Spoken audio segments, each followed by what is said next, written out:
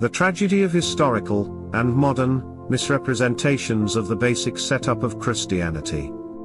Bruce Charlton. I've said it all before, in different words, but it really was and is an epic tragedy to comprehend how Christianity has been so profoundly misrepresented throughout most of recorded history, with consequences that may be worse than if Jesus as a person had been forgotten, and men had had to rely upon direct contact with the divine within themselves and with the Holy Ghost. A false understanding often being worse than none at all, especially when complacent error become a delusion that closes off the quest for truth about reality.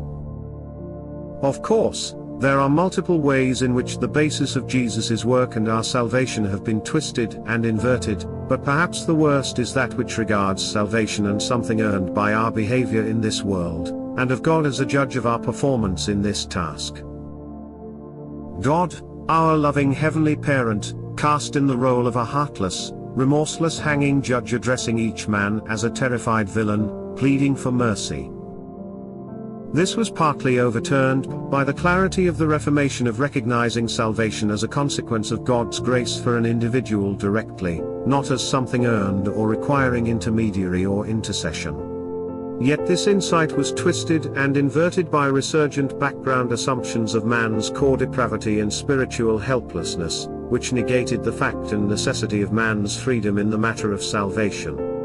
Even going so far as the monstrously anti-Christian notion of regarding each man's fate as predestined, and each man's freedom as an irrelevant illusion. So many perversions of simple reality. Some have rejected the false weighing in the balance idea of salvation as earned only to assert the equal falsehood that our actions are somehow irrelevant, as if the material had nothing to do with the spiritual. As if what we did in this mortal life was of zero consequence to eternal life. A modern version is one of salvation as union chosen because universally imposed upon everybody and everything, who are then utterly compelled to become good according to God's idea of good, again, falsely denying the inexorable reality and necessity of each man's freedom, and inverting heaven into a brave new world totalitarian dystopia. I acknowledge that the devising of a coherent metaphysics of Christianity is something no church has yet achieved, something we must therefore do for ourselves, or do without, so that there never has been an off-the-peg, externally available, understanding of Christianity. That this was not an utter disaster is because, for most of history, really until the modern era, commencing gradually from the 1500s and evident to all in the West by the middle 1800s, men were much less self-aware and much more groupish in consciousness, that group including aspects of spiritual reality as well as other men. Such that men unconsciously participated in truth, even when their theoretical understanding was variously false or opposite. Not anymore. Now our nature is such that our theories dictate our inner realities, so false theories need to be detected, acknowledged, and revised. By us ourselves, because nobody else can be trusted to do it, and because we are each, and nobody else, ultimately responsible. Freedom is a reality, a fact, not a gift, privilege, benefit or curse. And on the flip side, we are able to do what needs to be done, to take personal responsibility for our religious assumptions, in a way that was not really possible for pre-modern man. But for this to happen we have to choose to do it, and therefore must want to do it, and this is the test for Christians. Do we actually personally cast aside the errors and deceptions of the ages and of our time, to make the choice of following Jesus to resurrected eternal life in heaven, which entails discovering for ourselves what that really means? Or do we prefer something else? So-called AI, artificial intelligence, is a case of pay no attention to the man behind the curtain. Bruce Charlton. Because so-called AI, artificial intelligence, is a top-down imposed, totalitarian establishment imposed, lying fake, it is always a product of some or another man behind the curtain, or institution behind the curtain, someone who is trying to distract attention from himself and deny responsibility for whatever AI is trying to do. And what AI is trying to do, the reason for its existence, the reason it is being coercively implemented by multiple social institutions and puppet leaders all across the West, is overall and by intention evil. Of various types and kinds. Sometimes the evil is exploiting society in a parasitic fashion for money, security, power, lust, etc. Sometimes it is to create helplessness, passivity, fascinated horror, or to sow fear, resentment, despair. Sometimes the evil is to destroy that which is good, the true, beautiful, virtuous. Sometimes the evil is in destroying life itself, divine creation, or what it is to be human. And overall AI is part of the demonic strategy of damnation to induce people to go along with, accept, defend, argue for, and finally embrace these evils. Because, in the end, to be damned, we each must choose damnation. So, whenever confronted by AI, in theory or in practice, ask yourself who is the being behind the curtain of technology, and ask yourself what evil that being is attempting to induce you to do to yourself. The intrinsic direction of divine creation, therefore including human history, is towards more consciousness, more freedom. Bruce Charlton. If the direction of God's creation is towards greater consciousness, hence greater freedom, of beings, then the direction of history is one of individual men and mankind's response to greater consciousness. In effect, mankind has greater consciousness and freedom thrust upon him by the direction of divine creation, and the contingent aspect of history is a story of the sum of how individuals and groups have responded to this imperative. This does not mean that man is passive and response merely, and there is no reason in principle, and sometimes in practice, that a man or a group of men, a tribe, nation, civilization for instance, cannot devise their own spiritual agenda, or indeed non-spiritual or anti-spiritual agenda, as in the modern West, which will then interact with the underlying direction of creation. But underneath whatever other factors may be in play, there will always be this trend towards greater self-awareness, greater autonomy from the world, a compulsion of freedom, choice, and personal responsibility. Thus history is linear, and never repeats, because human consciousness, and indeed the consciousness of all beings, has this developmental aspect. Even when social features are retained or recur, things are different because the men are differently set up, have a different nature. By analogy, mankind has gone through childhood and into an adolescence, and this developmental direction is mandatory, much as it is in the development of an organism. For instance, adolescence can only be stopped by adding pathology to prevent it, but interventions to sabotage development do not retain the state of childhood, they merely prevent adolescence. I regard oneness spirituality and religions, such as Buddhism, as versions of the attempt to return mankind to the state of early childhood, or ultimately to pre-creation beingness. This cannot succeed in mortal life, because we live in divine creation. If such attempts succeed after death, then the soul is simply removed from creation. And the same applies to the transition from adolescence to adulthood, which is the transition currently underway in creation and beneath culture. In a crude sense, the 1960s counterculture was a necessarily failed attempt to arrest Western man at the stage of adolescence, or to revert adults to adolescence. It succeeded only in preventing maturity, or imposing a superficial caricature of adolescent behavior, but did not retain the essentially transformational quality of adolescence, because that is a product of dawning consciousness and inner freedom. Our civilizational response to the underlying onset of spiritual maturity has been and is to prevent adulthood, by the denial of personal freedom and responsibility.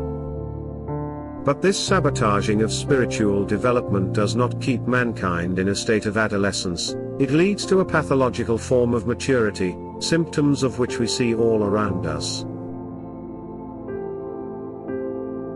Faces in the fire, our tendency to see patterns, even when the purposive destruction of patterns is afoot. Bruce Charlton. The idea that humans have a tendency to see patterns where there is, supposedly, only randomness, like seeing faces appearing briefly in a fire, is used to argue that therefore we ought to discount as self-deluding the meaningfulness of the world around us. This is one of those ridiculously over-influential, very selectively applied, reductionist pseudo-explanations upon which a great deal of Western materialist modernity is based.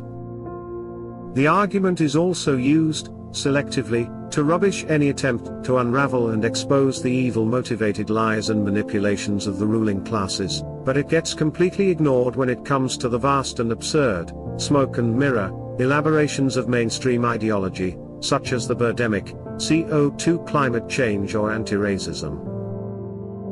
As a general rule, the real patterns are not abstract processes, but derive from beings and their motivations.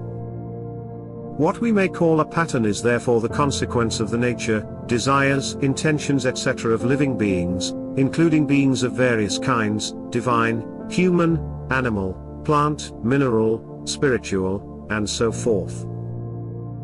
But, as well as positive patterns, there is always the possibility of negative anti-pattern. A real pattern is some kind of positive order, and the only ultimate order is that of divine creation. All other order is derived from, or contributing to, that order. But an anti-pattern is the destruction of order, the negation of order. And it is important to recognize this negative, destructive motivation when present, because it is common. It is, indeed, an especially advanced type of evil, that I have often termed sorothic. This needs to be borne in mind as we contemplate the world, and try to make sense of what is going on in geopolitics, national politics, and within social institutions such as the workplace. In a world of advanced evil, where it seems that the demons of destruction are waxing dominant, then a policy of chaotic destruction may be pursued by the simple means of an accumulation of multiple incoherent changes, of many kinds, in many places, and at many levels. The faces in the fire tendency tries to make overall sense of the by discovering some master plan.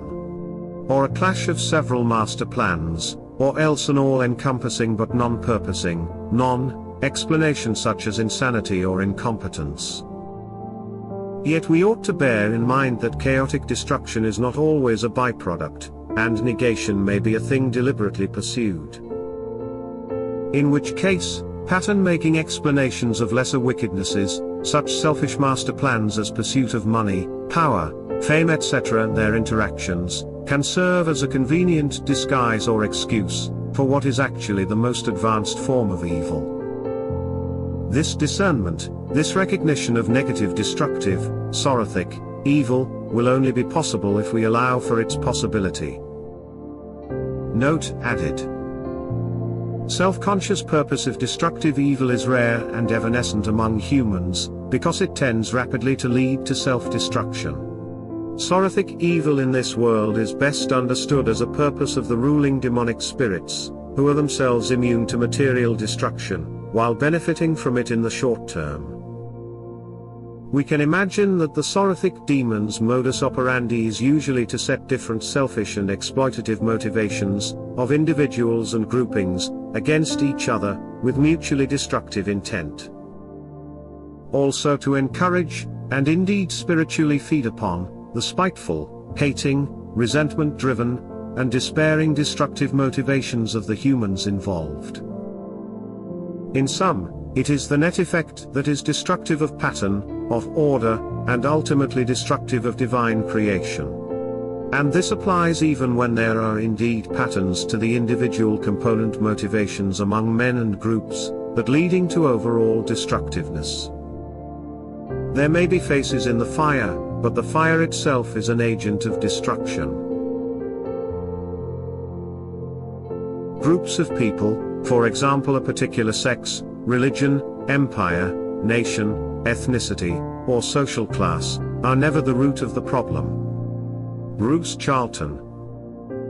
A good deal of human discourse is, and maybe always has been, ranged around arguments over which group of people are most at fault for the state of things. That group at fault may be very large, one of the sexes, for instance, or may be variously small, a particular religion, empire, nation, ethnicity, or social class. The thing is, there are so many candidate groups, and loads of evidence for all of them as being a problem, or even a big problem, so there is constant and unresolvable dispute about which particular group is the worst. What this amounts to is a search for the source of the major problems of the world, that special group which is the origin of the problems caused by most or all the other groups across the spread of history.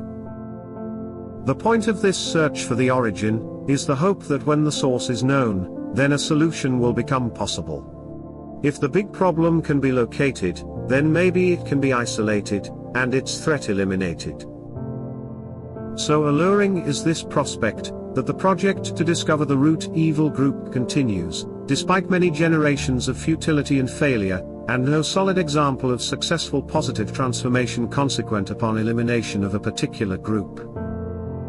Some of these problem groups are nonsensical projections, others are identifying a real and serious problem, by which I mean a real spiritual problem.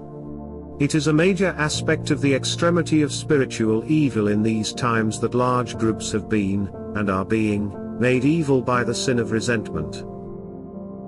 Many groups have been corrupted by resentment, to the point that resentment becomes the primary, or even sole, cause of their group cohesion and motivation. Indeed, there may be nothing in common between the group members, except for the shared focus of their resentment. That is indeed the nature of the left as of 2025, leftism has become nothing but a collection of shared resentments.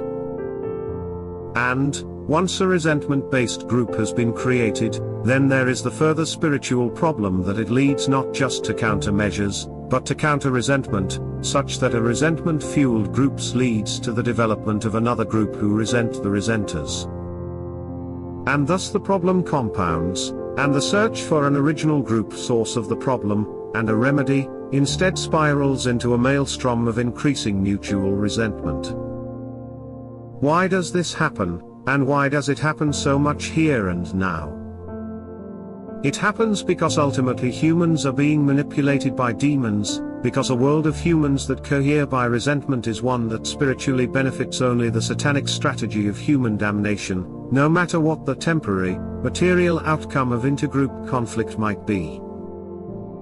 And humans are more easily manipulated by demons here and now because we have, as a civilization, excluded the spiritual perspective from public discourse, including having denied the reality of the demonic, so that only human causes are regarded as permissible explanations for human problems. Spiritual explanations are regarded as necessarily false, because impossible. The situation is strongly encouraged by the dominant Western ideology that regards correctly directed resentment, for example anti-nationalist globalism, socialism, feminism, anti-racism, anti-antisemitism, as a virtue, not a sin, and which encourages resentment as a core human motivation by all means possible, state propaganda, media propaganda, laws and regulations etc.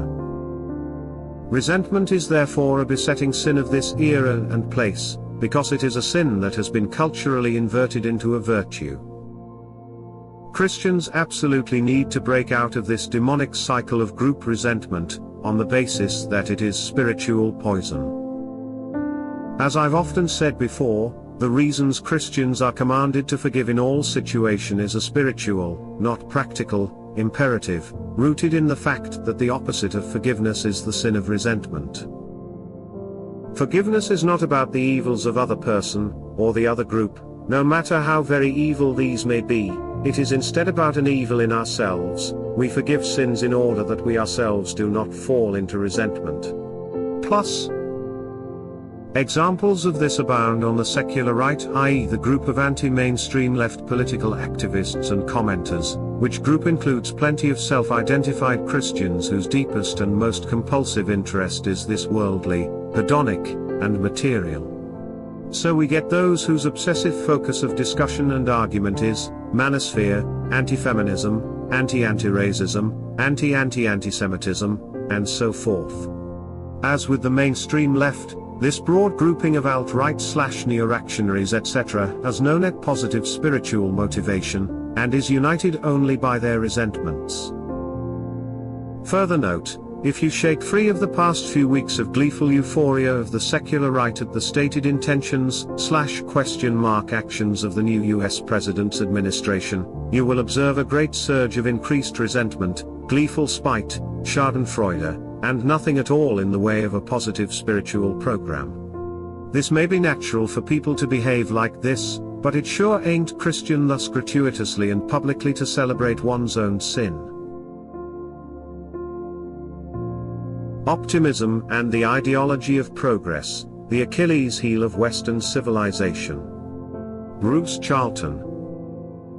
I have often commented on the absolute need and demand for optimism that is characteristic of our Western civilization.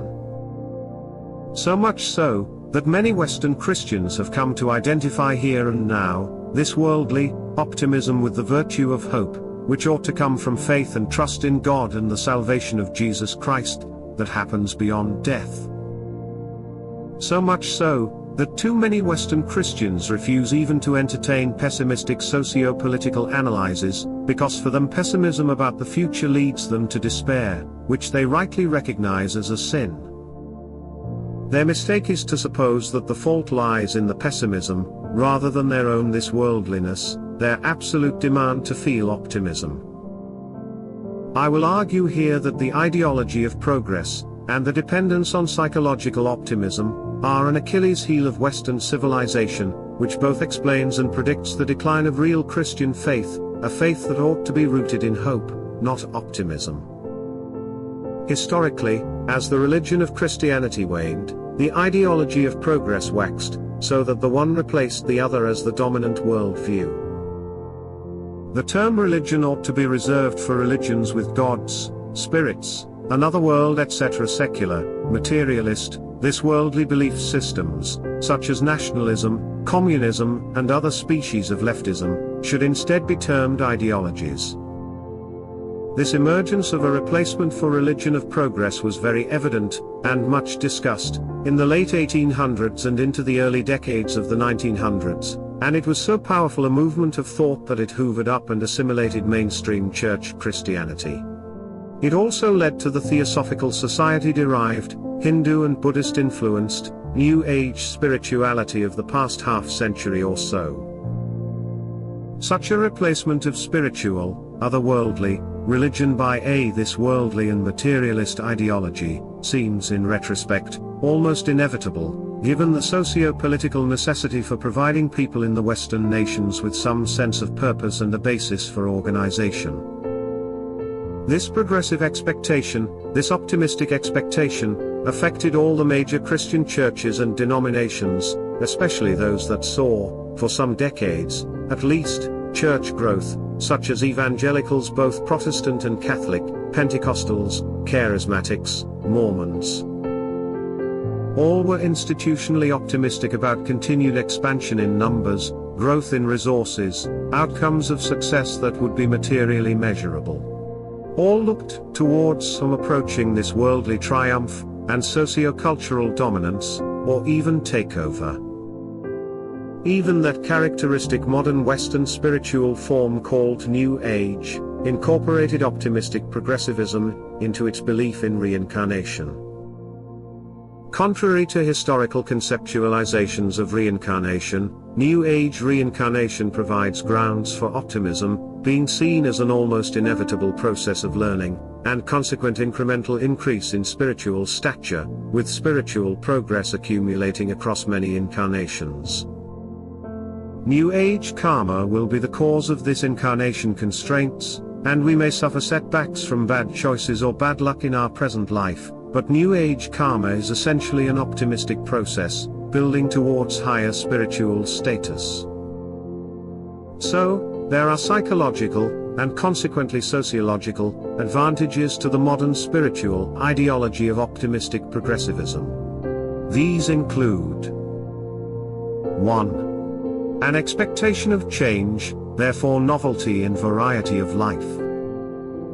2. The expectation of something to look forward to, incremental betterment of the human condition, because things will improve, sooner or later, and all adversity is regarded as a setback.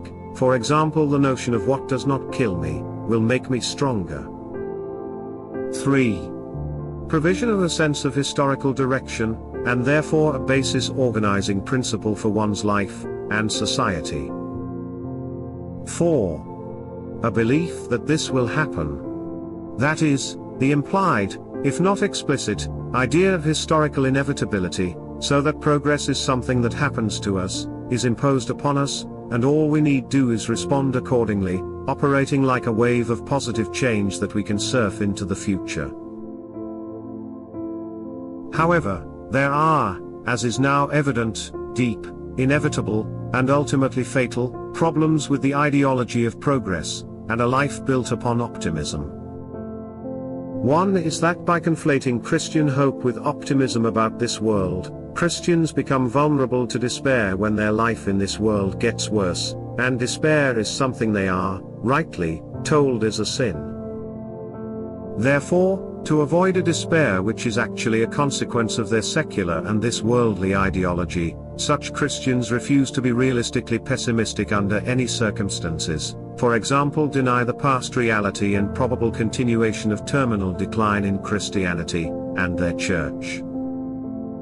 They deny even the possibility that their church may be annihilated, whether by destruction, or by assimilation into some other institution or system, because such a possibility would lead them into despair. The absolute necessity for optimism therefore renders modern Western populations, including most self-identified Christians, dangerously vulnerable to manipulation and external control, by any societal, or spiritual, powers that can affect their psychological state. At first, people are manipulated into supporting almost any socio-political ideology that offers them an optimistic worldview, that offers a feeling of participation in an inevitable trend. But eventually, having been disappointed over and again, and having lost faith in a better this world to come, then these people will be manipulated into despair, and by their own assumptions they will be trapped in this despair. In effect, such people will lose faith in God and will cease to believe in salvation, because they demand to feel optimistic about an inevitably better future in this world. Such people will see their own pessimism as evidence of God's failure, or non-existence, to make this world a progressively better place. And they will regard eternal salvation beyond death as merely a pitiable, and dubious second-best compensation for what they regard as Jesus Christ's failure to ensure an always improving mortal life and world. It can be seen that the ideology of optimism, and the expectation of progress has been a highly successful long-term demonic strategy. Our only hope of hope, is ourselves to abandon the demand for optimism, which includes understanding and experiencing that the true object of Christian hope is located beyond the grave. Such hope being situated safely out of reach of our current psychological feelings concerning the likely prospects for an improving mortal life on this earth. The anti-woke writer being set up for a bait-and-switch inversion. Bruce Charlton. As I suggested a month ago, I feel sure that pseudo-radicalism of the new US presidential administration is merely a move in a within-establishment civil war. The anti-woke right commentators who are deliriously cheerleading the new government, and apparently investing their expectations and hopes in its success, are being set up for a scam. The anti-bureaucratic populism is a pose and a pretense, the reality is an inter-office, inter-agency predation, a squabble between branches of government over who gets the lion's share of state resources, and which aspect of the agenda of demonic evil shall be the priority. A blizzard of theoretical executive orders concerning domestic affairs is the bait, but all this smoke and mirror distraction will be swept away by larger geopolitical events, and the switch will be begun by a fake pennant event that is intended to lead to a US commitment to participate in war in the Middle East. That is, I believed, the plan, and it should be evident, although of course things may not work out according to plan, a fake pennant event may misfire, and the free agency of human beings means that nothing is predestined. Interestingly, I made a self-contradicting typo in the above prediction, which seems to have passed unnoticed, certainly by me. On January 8th I wrote before this April, i.e. within less than a month of the new DT administration. Less than a month does not make sense, unless I meant before this March, and my recollection is that this indeed is what I intended. My understanding was that DT took over on the 22nd of January, I may have been mistaken about this since the EOs began a couple of days earlier, so that means before 22 February, which leaves only a couple of weeks remaining for the fake pennant event to happen, if the prediction is to come true. Big decisions every Christian needs to make in evaluating the Bible. Bruce Charlton. I think most Christians, but perhaps especially Protestants, have experienced doubts about the role of the Bible in their faith. On the one hand, it seems to be the core evidence concerning Jesus Christ's life, work and his teachings. On the other hand, it also seems intrinsically unsatisfactory for so much to hinge upon a book. There are just so many problems with this. So many questions that need to be answered, if we are to pin everything that is most important upon a book. Which particular question strikes each person as most significant varies. Since modern man developed greater self-awareness and a compulsively questioning consciousness, matters which previous generations simply took for granted becomes doubtful. Modern man exists, as a fact of his existence, in a mind space outside his own culture, and indeed alienated from himself. This reality can only be avoided by not thinking about it, by not taking responsibility, and, here and now, in a secular and materialist culture, not thinking leads away from Christianity. As has been the clear trend for more than 2 centuries. There are, of course, matters of the constraints of communication, and relating to language, translation textual accuracy, and the problem of understanding meaning, when what is written is in the context of a different culture with different expectations, knowledge and assumptions. For me, the most personally significant doubts are more fundamental, and begin with the questions of who compiled the Bible, on what principles, and with what authority to decide both the content and arrangement. Even more fundamentally, how and why was the role of the Bible in Christian faith decided, and on what grounds?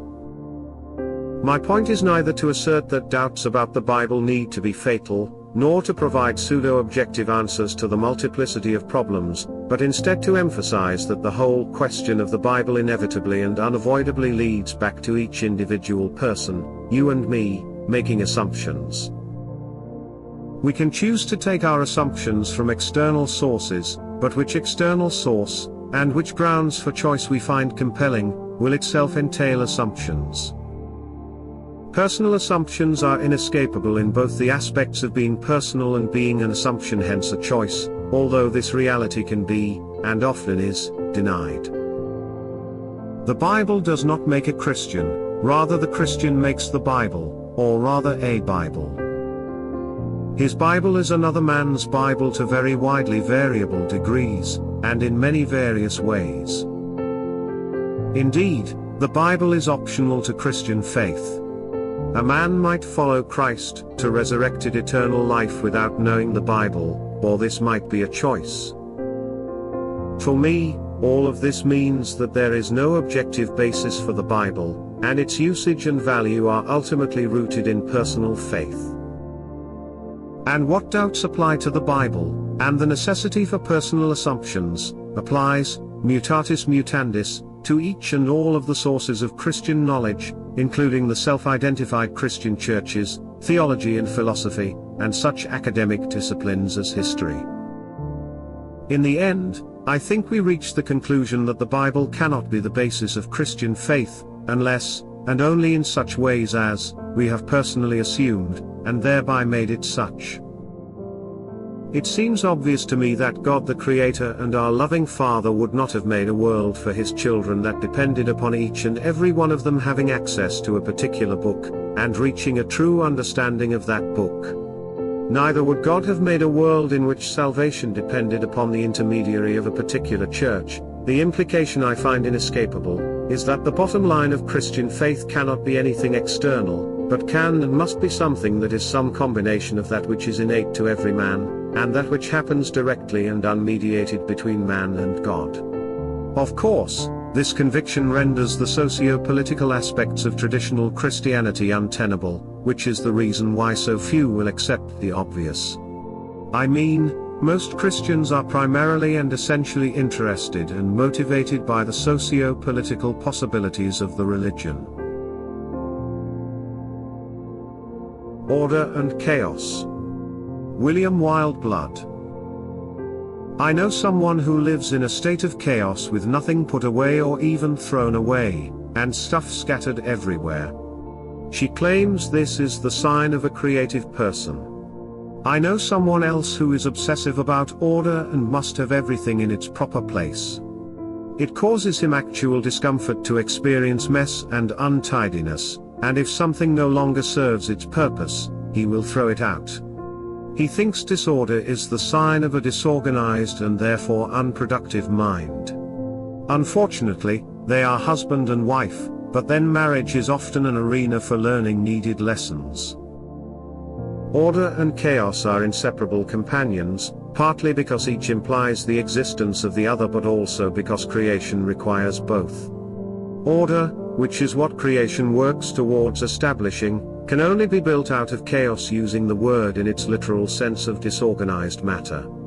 Chaos is the raw material order requires to appear in form. Without chaos, order has nothing to work with and make structure. But chaos needs order to make something of it. It is only good as a source for order.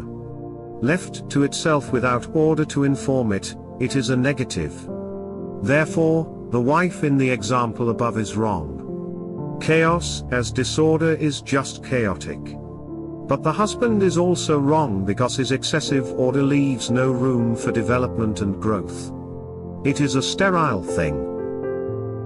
Too much order stifles creativity and freedom, but too much disorder leads to chaos. On the other hand, there needs to be a little disorder in a system for it to evolve, but the point of this evolution is to lead to a higher level of order. Disorder taken on its own terms and not subject to the principle of order is the ground from which evil, decay and death arise, but as chaos, its fundamental state, it is also the ground of all creation.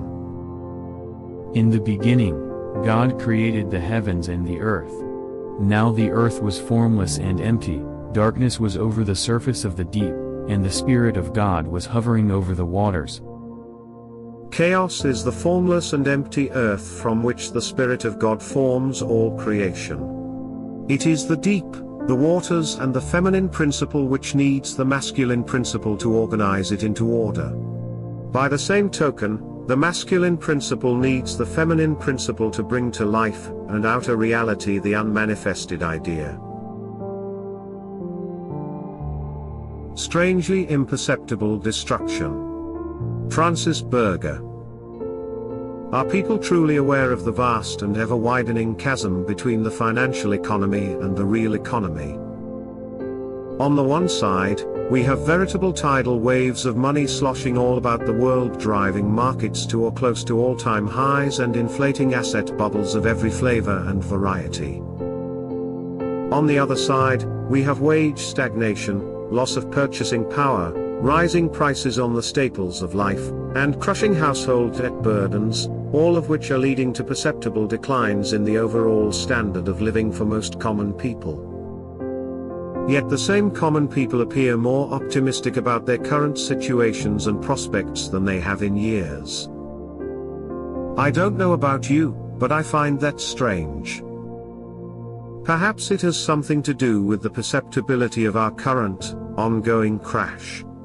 I came across a video the other day, in which the presenter argued for the potential for what he described as a reverse crash. Instead of 1929 and its subsequent Great Depression, Think more along the lines of everything continuing to appear rosy and functional, only you will not be able to participate in the bulk of it in the long run because you will no longer be able to afford to. I don't know how likely that scenario is, but we seem to be heading in that direction. Either way, one thing is certain. A crash of sorts is happening now, and has been happening for some time.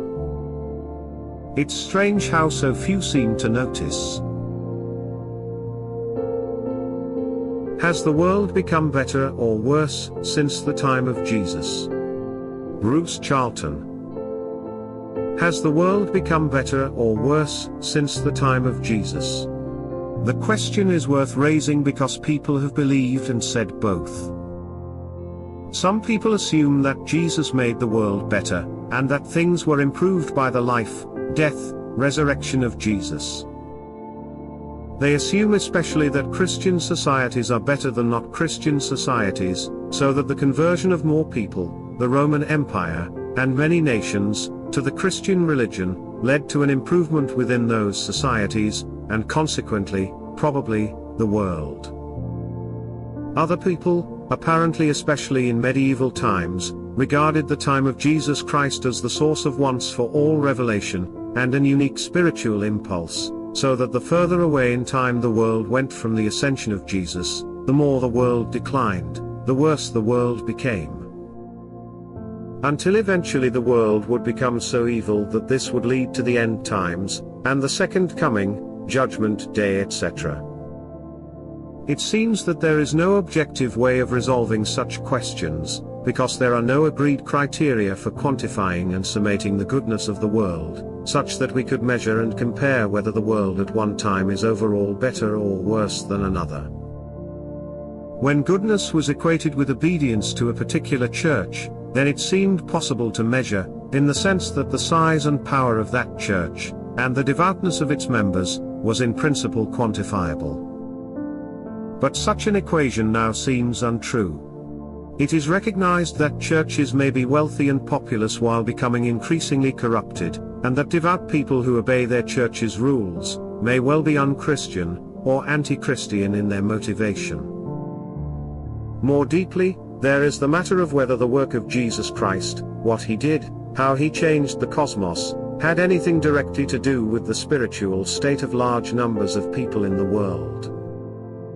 We could ask whether the work of Jesus is not about the world as such, and only very partially about material and measurable things, but is instead primarily about spiritual matters, and the post-mortal fate of persons. If Jesus' work is primarily individual, spiritual, and about resurrection, then any effect on the world at large will be secondary to the implications of, and a long and complicated way downstream from, various individuals' choices to follow Jesus.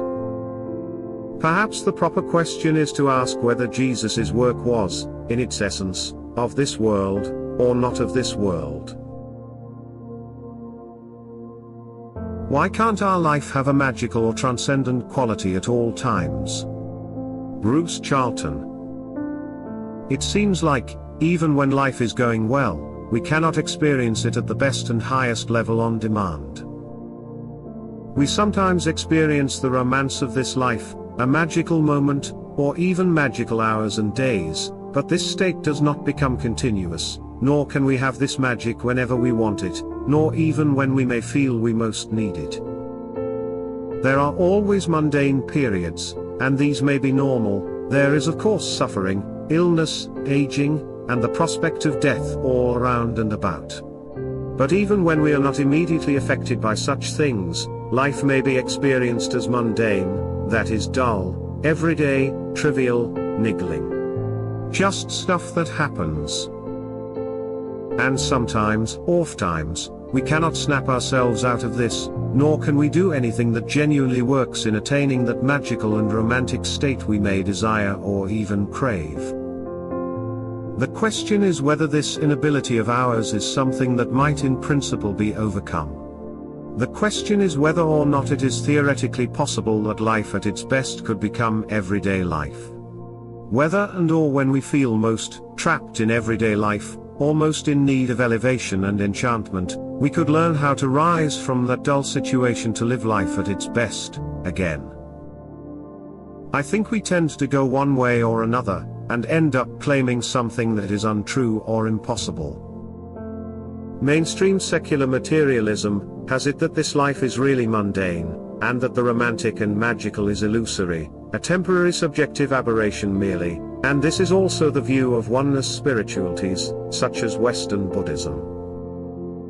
On the other side are claims that the romantic, magical, enchanted life of higher consciousness can, and should, become either permanent, or else available on demand, perhaps by some kind of spiritual self-improvement, or by practice of some kind of technique, method, skill, or maybe by adoption of a right attitude.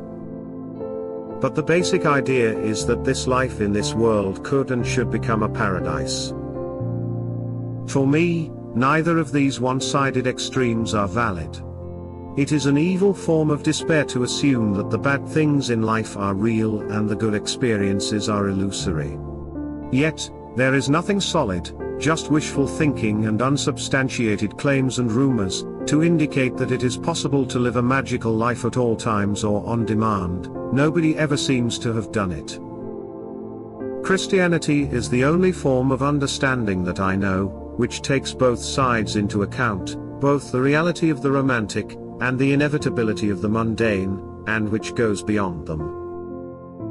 Jesus Christ knew that paradise is real but temporary, and never available on demand because of the nature of this life and world, which is both entropic and evil. Therefore the only really real and actually possible paradise is by resurrection to life in heaven, which lies outside this world, beyond our biological death. And which, of its nature, can only occur by personal choice. Only heaven is romantic on demand and eternally, and that only because heaven has left behind both death, entropic change, and evil, which are intrinsic aspects of this world. It is exactly because heaven on earth is real, that Jesus was able to create heaven and make it possible for us to want and choose heaven, and it is exactly because we cannot have a permanent or on-demand heaven in mortal life and on this earth, that Jesus enabled resurrection and created the sustained and everlasting romantic reality of heaven. God is not the absolute. Francis Berger. The conception of the absolute is the extreme limit of objectivizing of abstract thought. In the absolute there are no signs whatever of existence, no signs of life. The absolute belongs not so much to religious revelation as to religious philosophy and theology. It is a product of thought. The abstract absolute shares the fate of abstract being, which is in no way distinguished from non-being. You cannot pray to the absolute. No dramatic meeting with is possible. We call that the absolute which has no relation to an other and has no need of another. The absolute is not a being nor a personality, which always presupposes a going out from itself and a meeting with another. The God of revelation, the God of the Bible, is not the absolute. In him there is dramatic life and movement, there is a relation to another, to man, and the world. By the precepts of Aristotelian philosophy, they have changed the God of the Bible into pure act and excluded from him all inward motion and every tragic principle. The absolute cannot issue from itself and create the world. Movement and change cannot be attributed to it. God is not the absolute.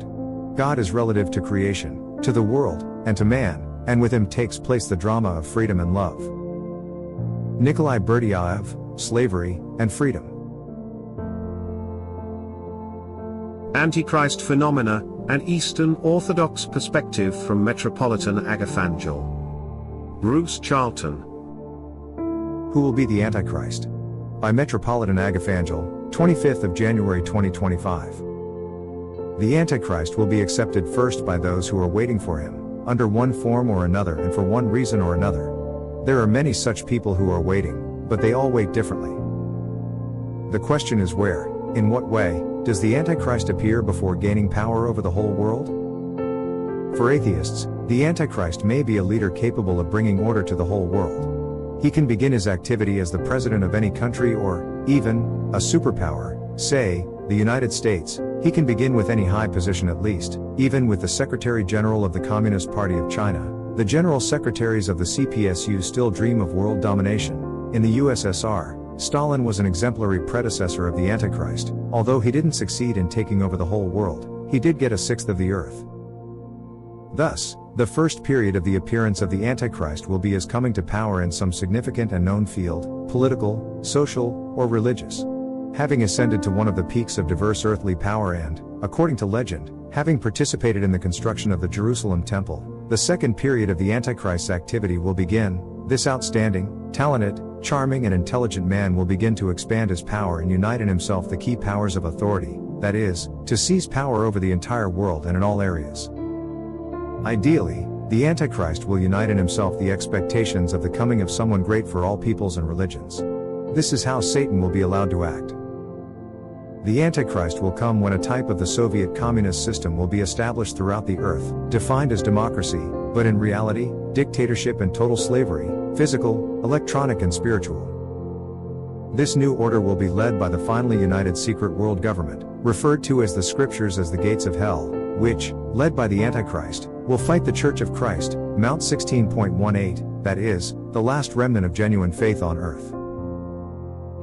I first learned something of the idea of the Antichrist from Father Seraphim Rose, at the time when I was strongly engaged with Eastern Orthodoxy. While I have moved a long way from the assumptions of Orthodoxy, and I nowadays regard the Antichrist actuality in a soft and flexible sense rather than literally, I continue, nonetheless, to be impressed by many of the distinctive insights and emphases, and there seems to be a powerful general truth about their idea of the Antichrist, which has very general applicability. One take-home message of this line of thinking for me, is the relative unimportance and potentially lethally misleading quality of a spiritual evaluation based upon actions, and therefore, by contrast, a renewed belief in the vital importance of basing ultimate and crucial evaluations upon my discernment of underlying intentions, motivations, and spiritual affiliations. Not, therefore, evaluations taken second-hand from external authorities, unless these pass an honest test of intuitive examination. Given man's innate craving for this worldly flourishing, we are all too eager to seek and find this worldly savior, whether personal, institutional, ideological/theological, or whatever, and we are all too willing selectively to grasp at the straws of particular actions, and not notice, ignore, or suppress our awareness of those dissonant qualities that reveal an anti-Christian underlying spiritual commitment. In some Orthodox theology, it has been prophesied, and I fully expect this to be accurate, that it shall in practice prove impossible to convince most people that the various antichrists, whether persons, institutions, strategies, policies or whatever, that somewhat closely simulate some Christian attributes, and actually a guise of demons enlisted in the satanic anti-Christian project. And if all these antichrists were, more or less, rolled up into the single figure of a global antichrist, which I personally do not anticipate will happen, i.e. Satan wrapped in a cloak stolen from Christ, then the same will apply. The Antichrist would be accepted as some kind of representative of Christ, if not a returned Jesus himself. Although the kingdom of Christ is not of this world, but lies beyond death, all too many people, including too many Christians, so much crave an earthly savior, that they are most of the way to being fooled even before the Antichrists begin their deceptive works. Power corrupts. Worship of power corrupts also. Bruce Charlton. The insight that power corrupts, with or without the addendum and absolute power corrupts absolutely, was an insight that emerged only from the end of the 19th century, as Tom Shippey notes in his analysis of the subject in J.R.R. Tolkien, author of The Century. In ancient and medieval times, power was not regarded as corrupting, but instead was thought to reveal the nature of its wielder. Power did not of itself corrupt a good man. Yet by the middle 20th century the idea that power of itself actually makes all people worse, even when they started out good, was a truism, evidenced all around us, and around the world. My understanding of this phenomenon of corrupting power, would include that it was related to the emerged of the characteristic modern consciousness, a consciousness that is alienated, cut off from God, the world of spirits and the group mind of men. modern men are existentially detached from the world in ways that were not possible in the remote past. In ancient times, a power wielder was innately embedded in a social and spiritual world, such that to a significant degree he could not help but express the values and will of this broader world and its perspective.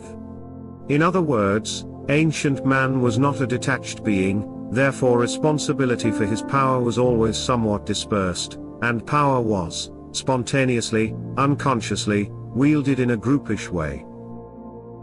Exceptions are usually due to pathology, to some form of insanity.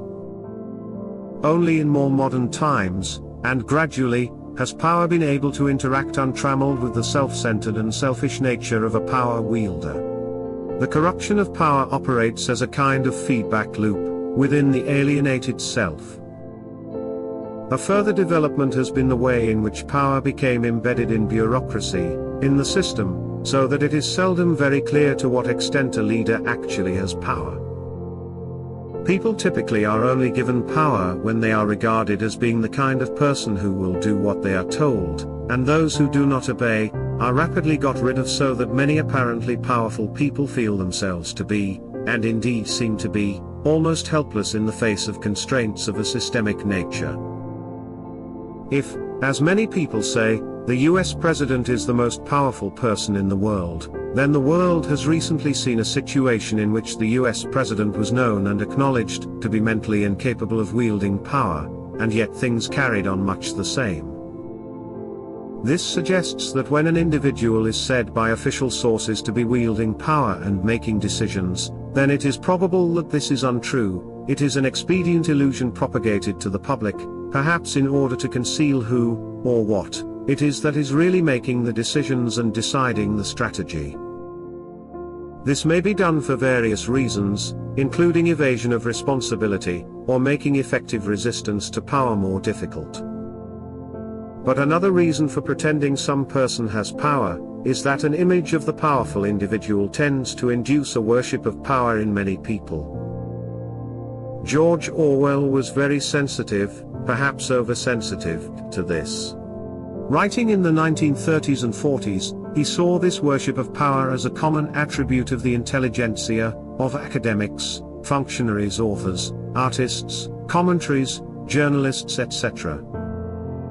Orwell's usual target was the radical left, including its literary lions such as G.B. Shaw or W.H. Auden. Such might, for example, delight in imagining details of the retribution to be wrought when the revolution comes, including the supposition of an attitude of calm, unyielding, masterful objectivity with which necessary measures are inflicted. But he saw analogous worship among figures of the right, including, for instance, Nietzsche, political theorist James Burnham, and the Roman Catholic converts such as Hilaire Belloc, who Orwell believed admired their church mainly because of its potential or actual power. Among intellectuals, power worship is evident in the brutal relish, even sadism, with which such persons describe, or fantasize about, the forcible exercise of power, the overmastering imposition of will. There is, indeed, an almost sexual gratification evident in this kind of vicarious triumphalism, a quality of self-stimulation in the writing, which, when noticed, becomes often embarrassing, and disgusting. The power worship that Orwell described almost a century ago is, of course, still endemic among intellectuals across the board of political and religious affiliation, and in much greater volume due to the expansion of the mass and social media. Power-worshipping fantasy is easy to find, and hard to avoid among intellectuals, apparently because it soon becomes habit-forming, addictive, seemingly a compulsion, and few are immune to it. Although there is plenty of the naked and raw power worship of the crush your enemies, see them driven before you, and to hear the lamentations of their women type, this impulse may be somewhat concealed by euphemism and pseudo-therapeutic affectation. As when the cruel exercise of power is enjoyed, but self-excused by the pretense it is done for their own good, or the greater good. Power is an unavoidable reality of this world, as Tolkien recognized. We cannot opt out of the subject. As usual with sins, the sin of power worship occurs at the level of motivation, and I mean real motivation, not manufactured rationalizations. We must judge motivations, yet motivations must be inferred, they cannot be proven from evidence, or by logic. The dominance of power worship in oneself, or another person, is therefore a matter that each must discern and judge for himself, as honestly as he is capable of doing. And few of us are spontaneously true witnesses to our own motivations, it takes an effort. What makes good good? Bruce Charlton. All Christians believe that God is good and loves us. But what does this actually mean? What does it mean to be good? In particular, is good a matter of preference merely, as modern materialistic ideology would have it? Are good and evil relative, and interchangeable? What this relativism of values seems to mean in current Western/globalist culture, in an underlying and implicit way, is that what matters are people's feelings, or more exactly, some people's feelings, especially their hedonic status, i.e. whether they are happy or suffering. What counts as good is what is believed to lead to happiness, while evil is whatever causes suffering, or is asserted to cause suffering, and good and evil can therefore change places according to the cause of gratification/misery in the current situation. It should be noted that this modern Western hedonic morality as the basis of values, is rooted in the assumption that we can objectively know, and indeed measure, the hedonic outcome of choices. The assumptions that we know and can quantify other people's state of happiness, and that we understand the relationship between present action and future emotions, including in large numbers of people, and that we can predict the major psychological consequences of material actions. These assumptions seem to me nothing but wishful thinking at best, and most often sheerly obvious nonsense. Nonetheless, these are among the assumptions upon which modern mainstream morality and values are based. Or is there instead some objective basis to good and evil? By objective I mean here to ask, is there something about the nature of reality that distinguishes good from evil? And if there is something objective about good, what is it? Traditional Orthodox mainstream Christian theology has it that God is good because God created everything from nothing, because God is omni in nature. This is the argument of monotheism, something that this type of Christian shares with Jews and Muslims, and which is rooted in an assertion that God is good because there is nothing else. In other words, by this argument, God is good because God is everything, so that it is irrational, meaningless, to believe otherwise. Because there is nothing else but God, to be evil is meaningless, futile, insane. Evil, by this account, has nowhere to go, and nothing to believe in. The obvious objection to the monotheistic omni-God argument, is that if God made everything, is everything, controls and knows everything, then this abolishes the difference between good and evil.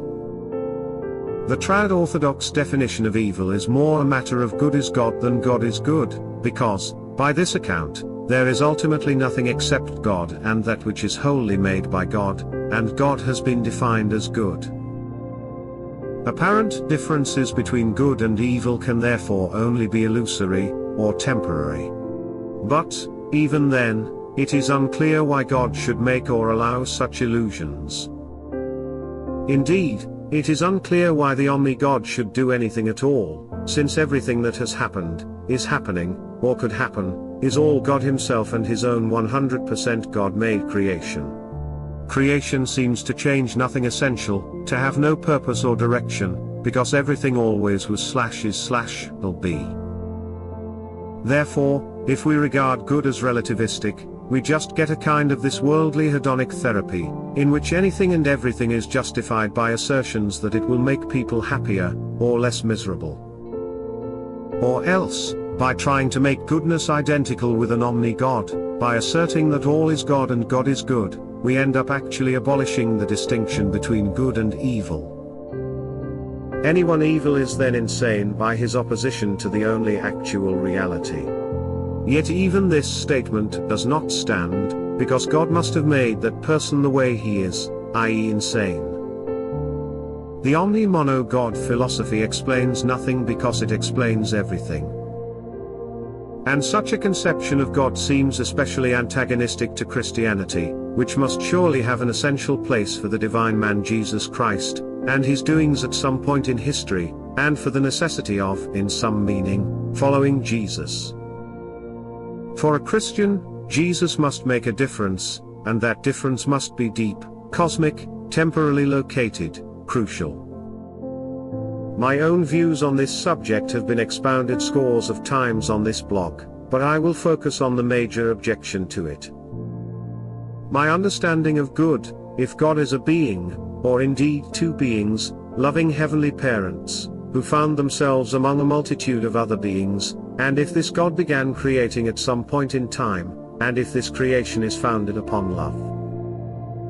So that creation is something like the purposive and mutually loving relationships between beings that were previously and otherwise mutually unloving, lacking in shared purpose. Reality is therefore a growing creation in an environment of chaos. By this model, good is defined as God's project of creation, and evil is some kind of opposition to this project. Anything other than joining with the project of creation is maybe any kind of opposition, from trying to exploit creation for selfish reasons, or trying to destroy creation. In theory, there is also the alternative of opting out from creation. By my understanding of good, beings such as ourselves find ourselves in an ongoing divine creation, and we need to decide whether we are on the side of creation or not. Good is the decision to join with God's creation. Opting out is the decision not to join with creation. Evil is the decision to oppose creation. Main objections to my understanding, some things that some people find wrong with this scheme, are that I regard God as just a being, actually two beings, among a multitude of other beings, that God's creation had a beginning and has therefore not been eternal, that God is finite in knowledge and power. And that good is only one among other rational possibilities. By my understanding, to be evil is to oppose the project of divine creation, but that opposition need not be irrational. Evil may be short-termist, evil will be unloving, and may be manipulative, sadistic, spiteful. But evil need not be irrational. Evil is only irrational when it denies the reality of divine creation. By my understanding, there really is no compulsion to be good, because good is one side in the spiritual war arranged around the actually existing reality of divine creation. There is indeed one God, in the sense that there happens to be one divine creation, and this was and is the creation of God. There is one creation which is that we know, and which includes all other beings that we can know. One creation within which we and other beings find themselves when they become self-aware, when they become conscious of reality and their places in it among other beings, and having relationships with these other beings. Such matters could have been otherwise, but were not otherwise. This is reality, this is the situation within which we exist. To loop back to the original incoherent ideas that good is relativist because choice is rational and real, or else that good is objective and necessary because there is mono-omni God creating everything, I would say instead that good is objective because God is the creator, but the choice of good versus evil is also real, as consequences that may be permanent, and it is a coherent choice to choose evil, even when the reality of one divine creation is acknowledged. By my understanding, to choose good is to choose to affiliate with God's objectively real project of creation, and this project is built from love, because creation is the product of love. Any being capable of love is capable for choosing to affiliate with creation. But evil may be a coherent choice, because creation takes place amidst continuing chaos, and continuing chaos is termed death by the fourth gospel and is spiritually analogous to the scientific material concept of entropy. Evil is not entropy, But coherent evil entails an ultimate commitment to entropy and chaos in preference to divine creation, because entropy/chaos is all that would remain when evil has done its work. After evil has worked through to its conclusion, there would be a world without creation, which is a world without love, and that would be the return to a pre-creation world of mutually unconscious and unloving beings, i.e. the end state of evil would be beings uncomprehendingly existing in a situation that has no coherence and no direction. Thus evil is a possible and coherent thing to desire. In other words, by my understanding, divine creation is incomplete and, in principle, vulnerable to evil, and to entropy, or, this would be the case without the second creation of Jesus Christ. Primary creation of God is of itself therefore incomplete and contingent, and Jesus Christ is therefore essential to the triumph of good. But the triumph of good is not the imposition of good across all that exists, it is a second creation that consists of beings that are only and wholly good. That situation called heaven. This is why Christianity is the only coherent religion, and why Jesus Christ is and was essential. Jesus was not essential to the primary divine creation, but Jesus is essential to the indomitable and eternal triumph of creation, in heaven. Note added, what makes good good is loving creation, but only if you agree that love is indeed good. Otherwise not. That which is good is therefore objectively real, but what makes the real objective is personal. Love of God. William Wildblood. How do you get to heaven? It's very simple. Here's how. You must love the Creator more than anything in creation, including yourself. This is the only spiritual path that really counts, and the reason it does is because heaven is a place of love, but real love which is founded in love of God, not one of the many lesser imitations we are familiar with in this world and which are mistaken for love, though they are but the shadows of it cast in the created world. This love is why Jesus is important. It can be difficult to love God because most people simply aren't aware of Him except for an idea or a theory.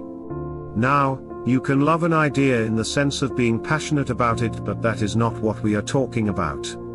Spiritual love you can only know when you feel it. Those who don't truly feel it might think they do until they really do. Then they realize that what they thought was love was just a human copy, wonderful in its own way but still a lesser thing. Jesus is important because, as far as mankind is concerned, He is the face and form of God. It is therefore easier to love Jesus than to love God, even though what you are loving in Jesus is actually God. But Jesus brings God down to earth for us and makes Him comprehensible. Love God. That is all it takes, and yet while this is simple, it is also very hard for us because we are so distracted by this world, by the things in it and by ourselves.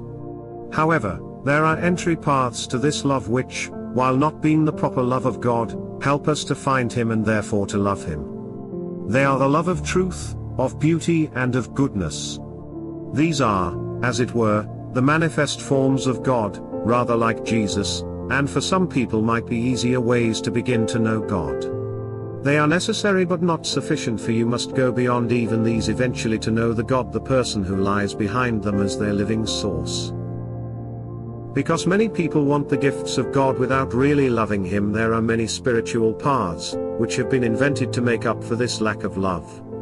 The way of knowledge is one. It is good but not good enough. Meditation. Again, good but not enough on its own. Esoteric techniques of various kinds. Yoga, Tantra, and the like. These may bestow higher states of consciousness and even powers, but they will not get you to heaven without love. With these things but without love you will just become a magician, and what use is that to the soul that wants to know God? You can be a spiritual Superman roaming the higher planes and experiencing what seems to be cosmic consciousness, but if you do not have a true and sincere love of God, then you are always going to be outside His kingdom, because only love can transfigure the soul and make it pure enough get to heaven. Courage without hope. Once possible, possible no more. Bruce Charlton. One of the ideas of J.R.R. Tolkien that seems to have influence far beyond the scope of his works, is that of the Northern idea of courage without hope. Northern, especially in terms of the Norse culture of Scandinavia, including Iceland, and also the broader Germanic culture, including Anglo-Saxon England. It seems that the northern style of paganism was one without ultimate hope, because only the greatest heroes could look forward to a continuation of martial life beyond death, but, in the Scandinavian religion, even these, and the gods themselves, were destined to be defeated and annihilated in the final battle of Ragnarok. The quality that Tolkien, and others, admire about northern courage, is that such men would continue to strive and to fight, despite that they accepted the certainty of defeat. This kind of bleak, stoic, attitude of courage without hope, is one that is often advocated as suitable for modern men, since our culture is also one without ultimate hope.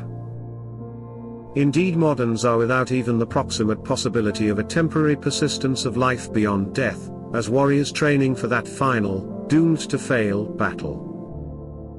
Something similar might be asserted for the Hebrews of the Old Testament, who seem to have believed themselves all to be destined to a, literally, nightmarish post-mortal existence as demented ghosts in Sheol, yet who were apparently capable of extreme fortitude and striving. But I regard the conceptualization of courage without hope to be a modern, anachronistic, and fundamentally untrue characterization of the attitude of ancient men. I regard the conceptualization as flawed by failing to take into account that ancient men were much more groupish in their consciousness, much less individual. Ancient men were not alienated, did not experience themselves as cut off from other people, the natural world, and the world of spirits and gods. On the contrary, they seem to have experienced life as spontaneously immersed in the consciousness of these other beings. Their awareness, and their actual perceptions, included other men, animals, plants, spirits and gods, and the dead were, at times, directly experienced as being present and active. My understanding is that this spontaneously immersive and diffusely aware consciousness, this connectedness to other including spirits and the dead, meant that ancient men could not be without hope in the way that modern men routinely are. We moderns are spontaneously alienated from the world from our adolescence, and we are kept in this state of genuine hopelessness through adult life by both implicit and explicit metaphysical assumptions of our culture. We moderns are not just alone in a dead universe, we mostly believe that our consciousness is a mere byproduct of brain functioning. We are taught that the only communication is via signals, symbols, words and images, all of which are distorted, manipulative, and prone to misinterpretation, so we can rely on nothing to be true. We are even taught that our inner subjectivity, our stream of thinking, is cut off from our own minds and bodies, as well as isolated from everybody and everything else, so our self-awareness and experience is trapped and helpless, a mere prisoner inside the brain box. Our culture both asserts, and has these assumptions built into public discourse, mass media, official communications, laws, rules and regulations, that the universe happened without overall purpose or meaning, that the material is the only reality, that there are no gods or spirits, and that human life is a merely contingent product of prior material causes. We are said to be no more than a random combination of genes, developing in an accidental environment, and bounded by a death which entails complete destruction of body and mind. Thus modern man is hopeless, disconnected, and alone in an utterly futile universe that lacks purpose and where values are merely temporary expedients, conventions made up to motivate people during their brief existences and to make society possible. Therefore, ancient men were never hopeless in the way that is normal for modern man. Their courage was, indeed, rooted in a spontaneous, unconscious and inevitable sense of connectedness to a purposive and meaningful reality, innate assumptions that were far more powerful than even the most nihilistic religious conceptualizations.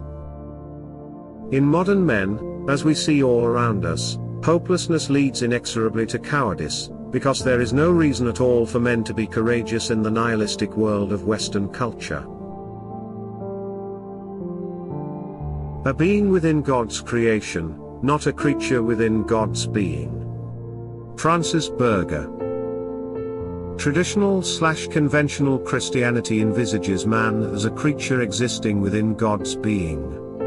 Existing outside of, beyond, or sans God's being, inside creation or sans creation, is a metaphysical impossibility because nothing can exist outside of, beyond, or sans the omni-God.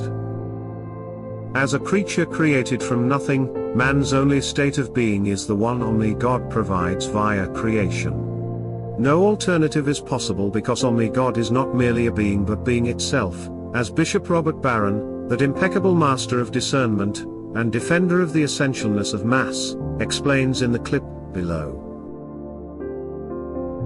God is certainly not an object in the world, but proclaiming God to be prior thought, prior to being, and that upon which the categorical realm depends is, at best, a partial truth, one that has obscured and obstructed the intrinsic direction of divine creation since the beginnings of official Christianity. We are not creatures within God's being. We are beings within God's creation.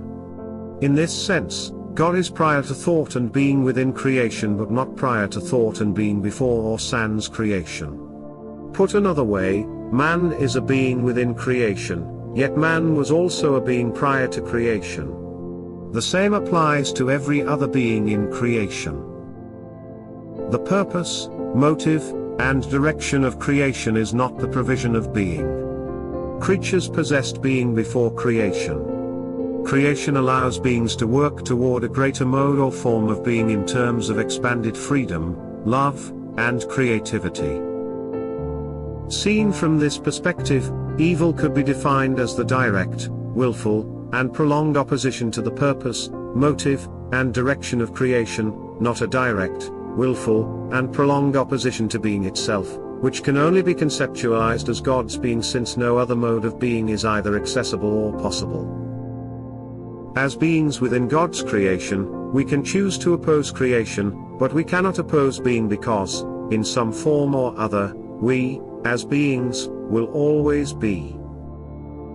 Being opposed to creation is not only possible, it is also rational. That is not to say that such opposition is optimal, admirable, or meaningful, but it remains rational. Beings can oppose creation and, ultimately, reject creation and, subsequently, Jesus' second creation. Such beings will then continue to exist out with God's creative motives and purposes, likely in the same manner or mode they existed before creation. Beings can oppose creation but not being itself, not because God is being but because being is being itself. God is prior to creation but it is metaphysically impossible for God to be prior to being. The lesson of so-called AI, most of man's thinking is just thinking about, like the abstract symbolic token-juggling of artificial intelligence. Bruce Charlton. If you have ever experienced real thinking on a subject, you will know that this rare and relatively brief activity is qualitatively different from thinking about the same thing. Once you have actually thought on a matter, you can recognize when others have not, but are merely parroting on that subject. And you will also be aware that most of your own speaking and writing is also a species of parroting, even when it is a matter of parroting your own previous real thinking. This, by the way, is analogous to Wittgenstein's distinction between doing philosophy, and the usual academic business of just parroting on the subject. It is what I mean when I say that I was only doing science from 1994 to 2015, although I was officially a scientist for some years on either side of that. The current mass imposition of so-called AI, artificial intelligence, provides one potentially valuable learning experience, if it makes us realize, with shame, how much of our own mental activity is hardly superior to the kind of automatic and unconscious processing of these computer programs. The shame is that man is free, hence capable of doing more than parroting. But computers are not beings and cannot be free, hence they are always, only, and necessarily, forever stuck in the activity of thinking about, by which I mean the whole business is symbolic and abstract, and the relationship of this token juggling to real reality is purely asserted, and the validity of the assertion purely conjectural. This applies even when computers are used by spiritual beings, such, especially as demons. The computer cannot ever itself become a being, because all beings are eternally pre-existent, and cannot be made or destroyed.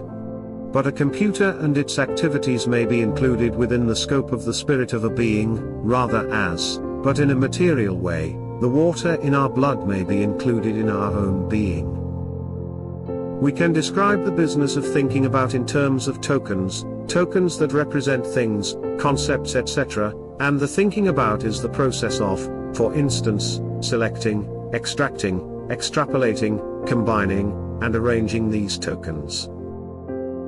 The tokens are supposed to represent reality, in some way, but there is no participation in this reality. The token is not that which it represents, and the processes of token manipulation are utterly separate from the reality that is supposed to be represented by it. No matter how much it may be claimed otherwise, the tokens and what happens to them, are not that which they purport to represent. But there is another kind of thinking which is involved in the actuality of that which is being thought, a thinking that participates in reality.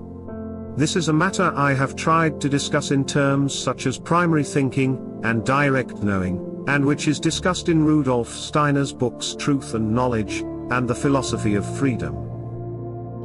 This participating thinking can be envisaged, although this description here is linguistic, hence itself, of course, a model, in terms of our thinking becoming the same as the thinking of other beings, a sharing of thinking in real time. This is reality, because participated thinking is real, so to believe the above we must also recognize that our thinking is potentially part of ultimate reality. Our thinking, when it is primary, changes the world.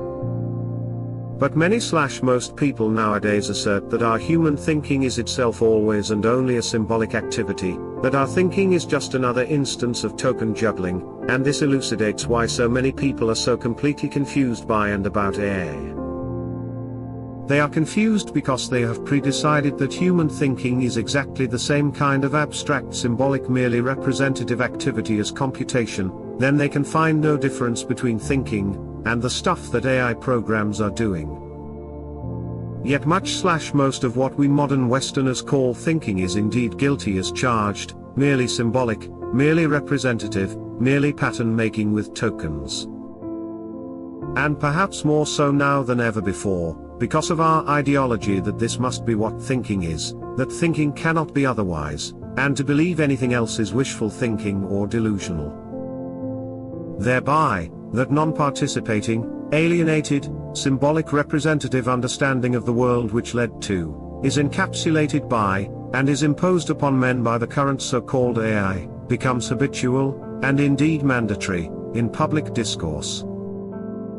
To think otherwise is partly a matter of assumptions, and partly of experience. If you have never experienced primary thinking, direct knowing, then it is easy to believe that it does not exist, or that it is just a self-deluded variant of that token juggling which constitutes almost all of our personal, social, and professional living. And people probably never will experience the participating possible in thinking, if they are not motivated to do it, unless they invest a level of time, attention and effort that is extraordinarily rare, even, or especially, among the intellectual classes involved in science, academic, law, philosophy, and Christian theology. Note, a clearer understanding of the distinction between abstract symbolic, token shuffling thinking about, and the participative possibility of real thinking, may be had from a careful reading of Owen Barfield's Saving the Appearances, 1957.